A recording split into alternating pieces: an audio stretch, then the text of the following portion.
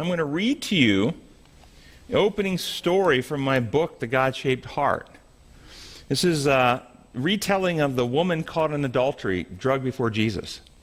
And as you hear this, think about, how did Jesus see this woman? How did this woman see herself? Do you see yourself? Have you ever felt like this woman in the aftermath of some shortcoming in your life? She was terrified. Dust caked her mouth, and the tears that made trails through the dirt on her face couldn't flow fast enough to keep the painful grit out of her eyes. Her knees bled from being dragged through the rough streets as she desperately clung to the torn sheet, barely covering her body. She frantically looked for escape, but in every direction there was only the impenetrable wall of hate. She could feel their malice building, their hunger for her blood, the dam holding back their pent-up savagery about to break upon her. She knew she deserved to die. She was taught from childhood that what she had been caught doing was punishable by death, and she loathed who she had become. She remembered how her uncle had taken her innocence and when she was only a child, and then had told her how wicked and filthy she was.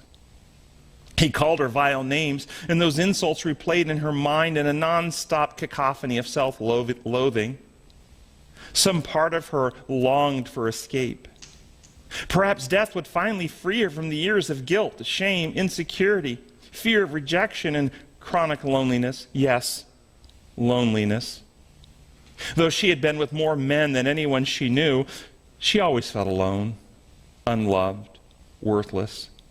Life was hard. Perhaps it was better this way. Perhaps this was God's will for someone like her, someone who wasn't pure. Perhaps death was all she deserved. Let it come. Why fight it? She sank down in the dirt, waiting for the stones to find her. But the stones never came. One moment, the vulgar taunts of the murderous mob were all she could hear, and the next, silence. Daring to open her eyes, she saw a pair of sandaled feet. Fearfully looking up, she thought she must be dreaming as she saw the kindest face she had ever seen, and he smiled at her. How could he smile? But he was smiling. And in the smile she saw peace, compassion, and real concern for her. And then she noticed his eyes. They were intense, and she knew instantly that he saw her. Not the nearly naked body the mob looked upon, nor the frightened girl groveling in guilt and shame. No, he saw her. He saw the little girl, the bruised, battered, betrayed, exploited, misunderstood, and vilified little girl, hiding behind years of bad choices, broken promises, and self-hatred. He saw the little girl inside longing to be loved, desperate to be whole. He saw her. She held her breath as he asked her where her accusers were. But a voice barely above a whisper, not wanting to shatter this fragile moment, she told him they had gone. And then the unbelievable happened. Her world shook. Her distorted self-image shattered. Her understanding of reality changed. His voice was so compassionate, so tender, like the gentlest music, and she heard him say, "Neither do I condemn you." How? How could he not? He knew what she was and what she had done.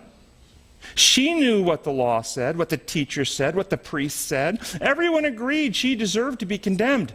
But not this man. He said, "No, I don't condemn you. I love you and want you to be whole. Go now and live a better life. Live in harmony with God's design for life and relationships." The years of pent-up shame burst. The tears began to spill down her cheeks, not the terrified tears of guilt and fear she had shed just moments before, but tears of joy and relief, tears of love and thanksgiving. She was loved despite any previous actions. Loved not for what she had done, but loved for who she was, a child of God. There is power in love, power to change people, power to heal broken hearts, power to transform lives. God is love.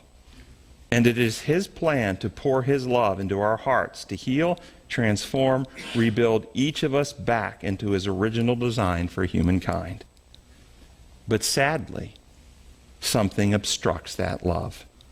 Something has prevented far too many good Christian people from experiencing that transformation. How does Jesus see people? How did Jesus see this girl? Do you think this reflects how Jesus saw her? How did she see herself? Was part of her healing to see herself how Jesus saw her?